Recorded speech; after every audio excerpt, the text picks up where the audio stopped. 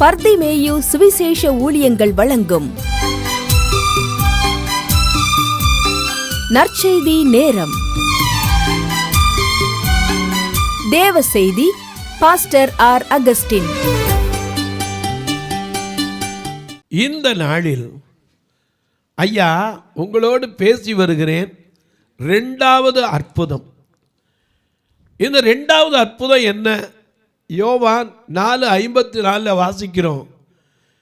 இதே கலிலேயாவில் உள்ள கானா ஊரில் இயேசு மறுபடியும் வந்து செய்த அற்புதம் தான் ரெண்டாவது அற்புதம். முதல் அற்புதம் உங்கள் எல்லாருக்கும் தெரியும். ஏன்னா தெரியாதவங்க யாருமே இருக்க முடியாது. எப்படியாவது இந்த கதையாவது சொல்லியிருப்பாங்க. ஏன்னா 1-11 வசனம் வரைக்கும் இயேசு முதலாவது தம்முடைய குமாரனை மகிமைப்படுத்தின அற்புதம் முதல் அற்புதம். ரெண்டாவது அற்புதம் தான் இப்போ உங்கள் மத்தியில் பிரசங்கித்து வரேன். அந்த காரியத்தை உங்களுக்கு முழுமையாக சொல்லி முடிக்கணும். அதற்காக உங்களுடைய வேதாகமத்தை மறுபடியும் திருப்பி ஐயா 46 4ஆம் அதிகாரத்தில் 46 திருப்பி வச்சுக்கிறீங்களா? யோவான் 4:46 அப்படி எல்லாரும் திருப்பி எடுக்கிற வரைக்கும் பாடும்.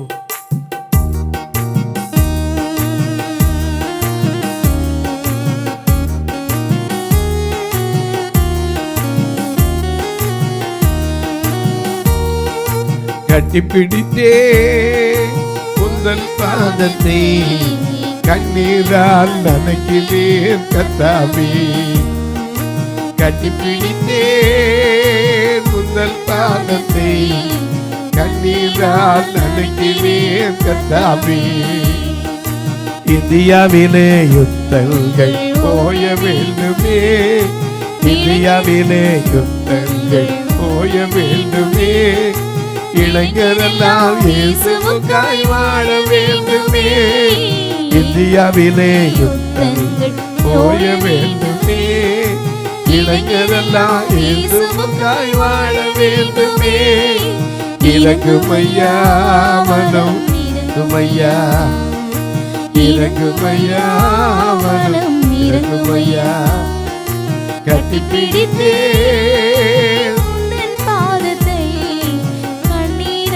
நனைக்கிறேன் கர்த்தாவே.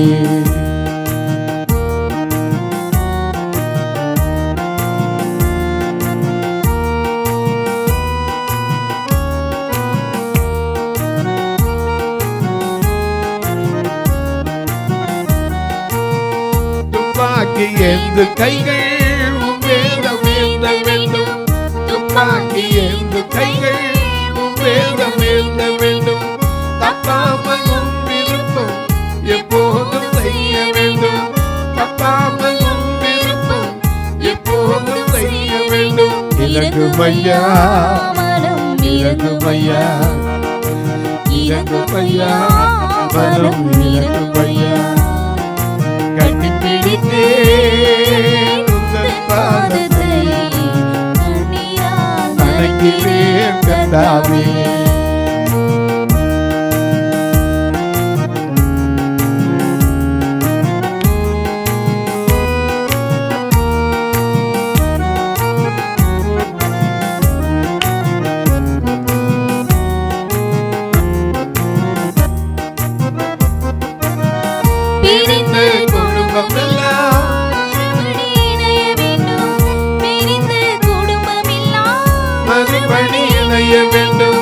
பெற்றோரின் கண்ணீரெல்லாம் கழிப்பாய் மாற வேண்டும்.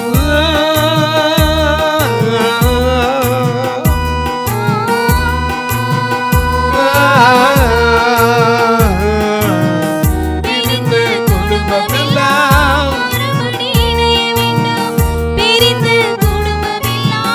மறுபடி இணைய வேண்டும். பெற்றோரின் கண்ணீரெல்லாம் கழிப்பாய் மாற வேண்டும், கண்ணீரெல்லாம் கழிப்பாய் மாற வேண்டும்.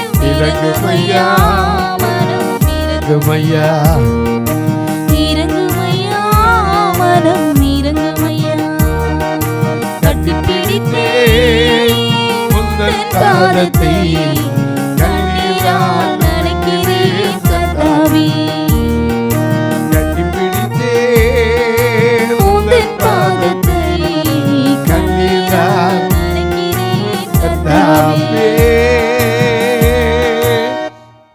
எல்லாம் எடுத்திருப்பீங்க.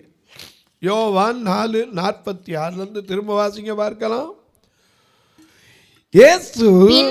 பின்பு இயேசு தாம் தண்ணீரை திராட்சரசமாக மாற்றின கலிலேயாவில் உள்ள கானாவூருக்கு மறுபடியும் வந்தார். அப்பொழுது ஐயா, நாம எதிர்பார்க்கிறது அவர் மறுபடியும் வருவார். ஆமென். ஆனா வந்தார். அன்னைக்கு இருக்கும்போது இந்த உலகத்தோடு கடந்து போகும்போது கூட சொல்லிட்டு போனாரு, அண்ணாந்து பார்த்து கொண்டிருக்கிற கலிலேயராகிய மனுஷரே, நீங்கள் ஏன் வானத்தையே அண்ணாந்து பார்த்துக்கிறீங்க? உங்களிடத்திலிருந்து எப்படி இயேசு வானத்திற்கு ஏறி போனாரோ அந்த இயேசு அப்படியே திரும்ப வருவார். ஏன்னா அவர் அற்புதத்தின் தேவன். எனக்கு அன்பானவர்களே, அன்றைக்கு மறுபடியும் வந்து காட்டினார். வருகைக்கு அடையாளமாக கூட அதை சொல்லியிருக்கலாம். ஏன்னா அந்த 2ஆம் முறை அந்த கானாவூருக்கு வர்றார். அப்போ கப்பர்நாகும்ல இருக்கிற ஒரு மனுஷன். ஏன்னா கப்பர்நாகும்னா உங்களுக்கு என்னன்னு சொன்னேன், கலிலேயானா என்னன்னு சொன்னேன், அதே போல கானாவூர்னா என்னன்னு சொன்னேன். ஐயோன்ற அனுபவத்துக்கு பல காரியத்தை உங்களுக்கு சொன்னேன். வியாதி ஒரு மனுஷனுக்கு, அதுக்கும் சொன்னேன். எத்தனை விதமான வியாதி இருக்கு, எத்தனை லட்சக்கணக்கான ஆயிரக்கணக்கான டிசைனாக வியாதி இருக்கு. சிலருக்கு காற்று ஓங்கி அடித்தா கூட ஒத்துக்கிறாது, சிலருக்கு காற்றுலாட்டா ஒத்துக்கிறாது, மூச்சு திணறல் வந்துடும்.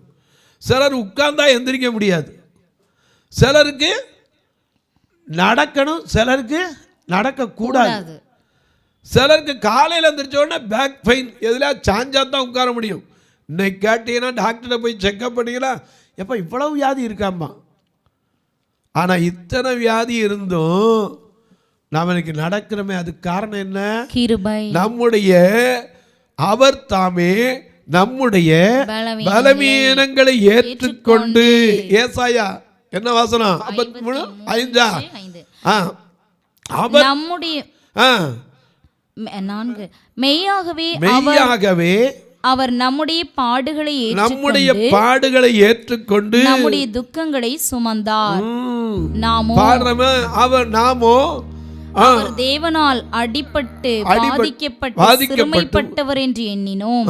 நம்முடைய மீறுதல்களின் நிமித்தம் அவர் காயப்பட்டார், நம்முடைய அக்கிரமங்களின் நிமித்தம் அவர் நொறுக்கப்பட்டார்.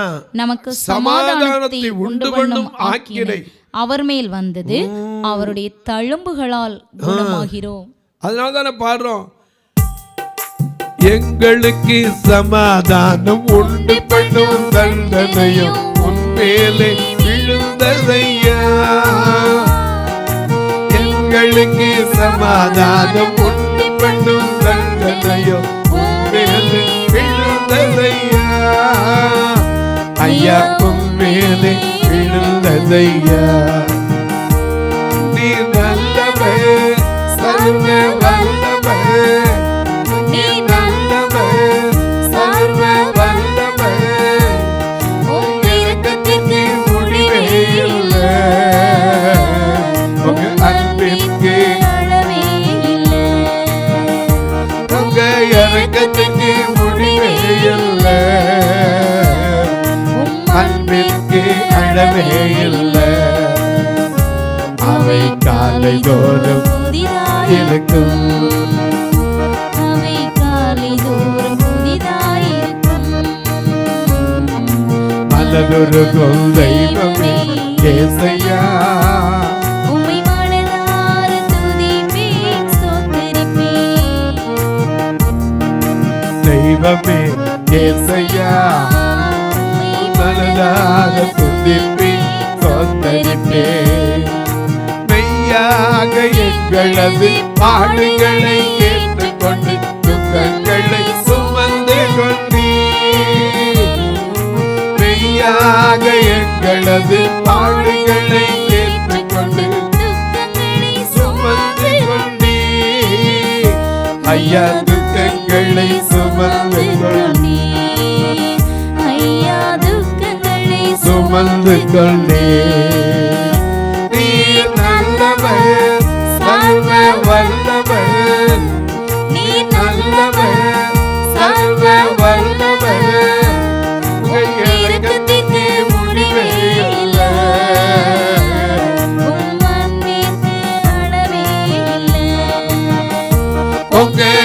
இரக்கத்துக்கு முடிவே இல்லை, உங்க அன்பிற்கு இல்லை.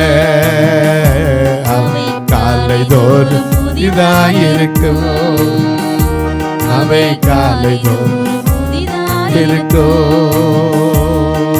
மனதுருகும் தெய்வம் ஏசையா, மனதார துதிப்பேன் சொந்தரிப்பேன். மனதுருகும் தெய்வமே ஏசையா, உம்மை மனதார துதிப்பேன் சொந்தரிப்பேன். ஐயா அம்மா, மனதுருகும் தெய்வம் எப்பேற்பட்ட மனுஷன் வந்து கேட்டாலும் சரி மனம் இறங்குவார். இந்த மனுஷன் அங்கேருந்து வாரான், கப்பர்நாகுல ஐயோங்கிற அனுபவத்திலேருந்து அவர் முதலாவது அற்புதத்தை செய்ய தண்ணீரை திராட்சரசமாக்கின அந்த கலிலேயாவில் உள்ள கானாவூருக்கு வந்திருக்கிறான்னு கேள்விப்பட்ட உடனே அவர் வந்திருக்கிறாரா, நான் போவேன், என் பிள்ளைக்கு அங்கே மட்டும்தான் சுகம் கிடைக்கும், அவரால் தான் கொடுக்க முடியும். முழு உள்ளத்தோடு முழு விசுவாசத்தோடு அவரிடத்தில் வந்தான். வாசிங்க திரும்ப 47ஆம் வசனத்தை பாருங்க. யோவான் 4:47 வசனம். இயேசு யூதேயாவிலிருந்து கலிலேயாவுக்கு வந்தார் என்று அந்த மனுஷன் கேள்விப்பட்ட போது அவரிடத்திற்கு போய் தன் மகள் மரண அவஸ்தையாய் இருக்கிறான் என்பதை அவனை குணமாக்கும்படிக்கு வர வேண்டும் என்று அவரை வேண்டிக் கொண்டான். இயேசு சில நேரத்தை கையை வச்சு குணமாக்குவார், வார்த்தை அனுப்பி குணமாக்குவார்.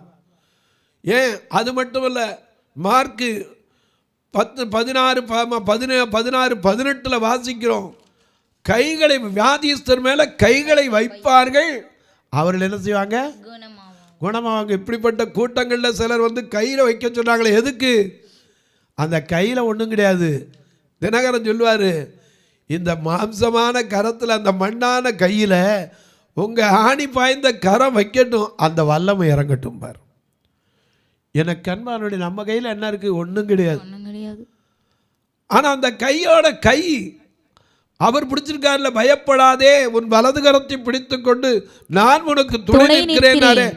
அந்த கையோட நம்ம கை இருக்குமானால் அற்புதம் இறங்கி வரும். இவனுக்கு அது தெரியும். போய் அவர்கிட்ட கேட்குறான், ஐயா என் மகன் மரண வேதனைப்படுகிறான், நீங்கள் வந்து என்ன செய்யணும், குணமாக்கணும் வேண்டிக் கொள்வதற்கு அங்கே வந்திருந்தான். வாசிங்க 48ஆம் வசனத்தை திரும்ப. அதே அப்பொழுது இயேசு அவனை நோக்கி நீங்கள் அடையாளங்களையும் அற்புதங்களையும் காணாவிட்டால் விசுவாசிக்க மாட்டீர்கள். நிறைய பேருக்கு அதான், எனக்கு அங்க நடக்கட்டும் பார்க்குறேன், முதல்ல நீ தேடு. ஏன்னா நீ தேடினாத்தான் அவர் வருவார், தென்படுவார். இன்னைக்கு எத்தனையோ பேர் எங்கெங்கேயோ தேடுறாங்க. இன்னைக்கு சிலர் தாடி முடியை வளர்த்து தேடுறான், சிலர் தன்னை வருத்திக்கிட்டு தேடுறான், சிலர் நடையா போய் இறைவனை தேடுறான். ஆனால் உன்னை என்னை தேடி மனுவுருக்கு கொண்டு இந்த பூமிக்கு வந்தாரே இல்லையா, என்னை தேடி இயேசு வந்தார் எந்த வாழ்வை மாற்றுவதற்காக. அதனால்தான் என்னை தேடி வந்தார். தேடி வந்த தெய்வம் இல்லையா, தேடி வந்த தெய்வம் இயேசு, தேடி வந்த தெய்வம் இயேசு, என்னை தேடி வந்த தெய்வம் இயேசு. பாடுகளை அனுபவித்து வரவில்லை சேர்ப்பதற்கு தேடி வந்த தெய்வம் இயேசு, என்னை தேடி வந்த தெய்வம் இயேசு. வாடி நின்று என்னையே வாழ வைத்திட தேடி வந்த தெய்வம் இயேசு,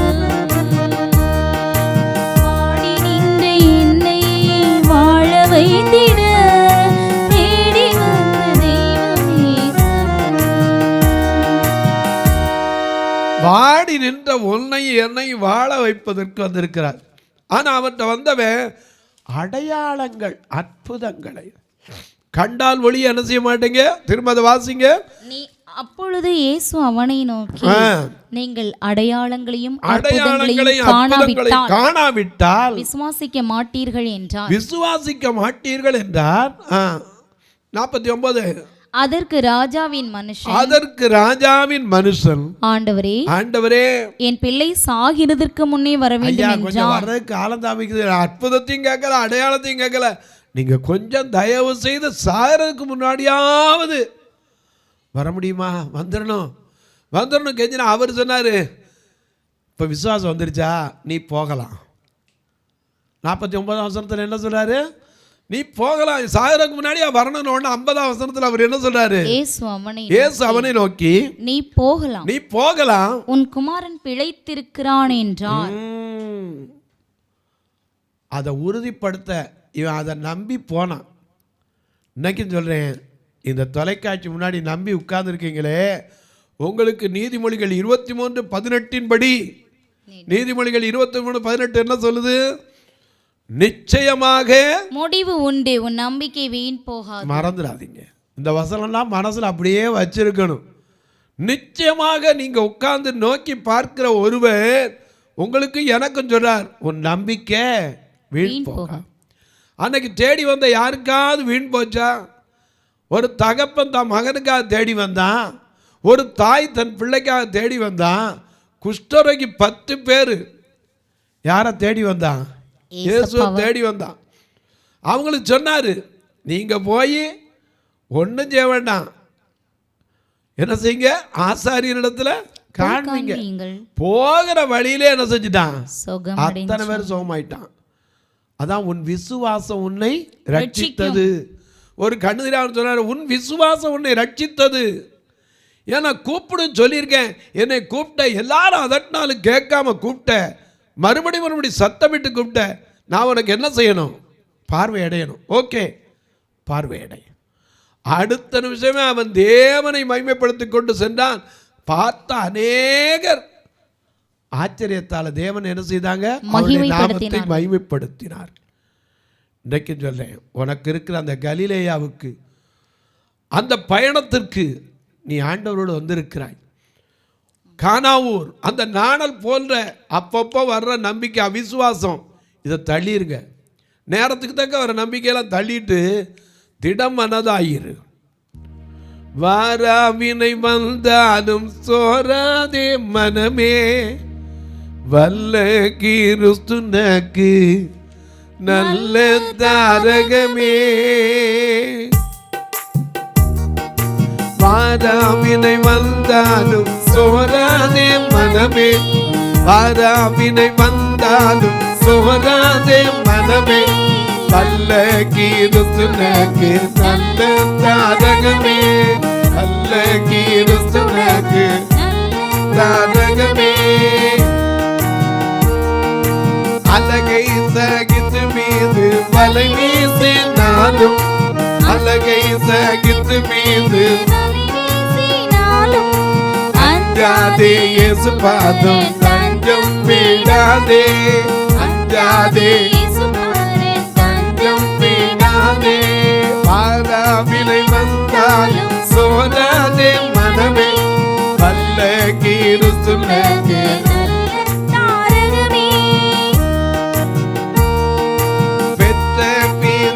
போலே குற்றம் எண்ணாதே, பெற்ற பிதா குற்றம் எண்ணாதே. பிள்ளையாயினும் அவர் தள்ளி விடாதே, பிள்ளையாயினும் அவர் தள்ளி விடாதே. தன்னோயில் ஈர்த்திட்ட எம் நேசநாதம், தன்னோயில் ஈர்த்திட்ட உன் நேசநாதம், தள்ளுவாரோ அன்பு கொள்ளுவார் மீது, தள்ளுவாரோ அன்பு கொள்ளுவார் மீது. வாராவினை வந்தாலும் சோராதே மனமே, வல்ல கிறிஸ்துனக்கு தாரகமே. வாராவினை வந்தாலும் சோர்ந்திராத, என்ன வல்ல கிறிஸ்து ஒருவர் இருக்கிறார். உனக்கு எத்தனை பிரச்சனை வந்தாலும் இந்த கானாவூர் அற்புதத்துக்கு, உன் கப்பர்நாகும் அனுபவத்தை விட்டு ஒருவேளை ஜனங்க சொல்லியிருக்காங்க, இனிமேல் உன் வாழ்க்கையில் அவ்வளோதான்ப்பா, இனிமேல் வாய்ப்பே இல்லை. வழியெல்லாம் ஆண்டவர் சொல்றார், so many, அவ்வளோதான், வழிகள் உண்டு. இனிமேல் வழி அடைக்கப்பட்டுச்சு பாரு. ஐ ஓப்பன் மெனி டோர்ஸ், அநேக கதவுகளை. 1 கொரிந்தியர் 16:9 வாசிக்கிறோம், இங்கே எனக்கு பெரிதும் அனுகூலமான கதவு திறக்கப்பட்டிருக்கிறது, ஆனால் அதே இடத்துல விரோதம் செய்கிறவர்களும் அநேகர் இருக்கிறார்கள். அப்படிப்பட்ட இடத்துல கர்த்தர் உனக்கு அற்புதத்தை செய்வார். அநேக நேரங்கள் அது உங்களுக்கு விளங்குறது இல்லை. கலிலேயாவுக்கு வந்துட்டா, அந்த கலிலேயா இயேசு உயிர்த்தெழுந்து கலிலேயாவுக்கு போகிறார் அப்படின்னு சொல்லப்பட்ட இடம். அந்த கலிலேயாவில் தான் ஐயா அந்த பெத்தானியா மட்டும் அழைத்து வந்து ஆசீர்வதிக்கப்பட்ட இடம். அந்த கானா ஊரில் முதல்ல மகிமைப்பட்ட அதே இடத்துல திரும்பவும் ஒருத்தருக்கு சொல்கிறாரு, அடையாளத்தை அற்புதத்தை கண்டாத்தானப்பா நீங்கள் நம்புவீங்க. இல்லாண்டவரே, என் மகன் சாகிறதுக்குள்ளேயாவது வந்து நீங்கள் சுகமாக்கணும்னா, உடனே சொன்னார், நான் வர வேண்டியதில்லைப்பா, என் வார்த்தை போதும், என் வார்த்தை போதும், நீ போகலாம், அவ்வளோதான். அங்கே போகிறான். வெளியே போகும்போதே ஒருத்தர் எதிர்க்க வந்து சொல்லிட்டான், உன் பிள்ளை பழச்சிருக்கிறான் ஐயா. இவன் கேட்குற, எத்தனை மணிக்கு பழச்சாயா? 7 மணி நேரத்தில், நேற்று 7 மணி நேரத்தில். அப்போ தான் அவன் யோசிச்சு பார்க்குறான், அந்த நேரம் நம்ம எங்கே நின்னோம்? இயேசு விட்ட கதறி நின்னோம். ஓ, அவர் குணமாக்கினார்.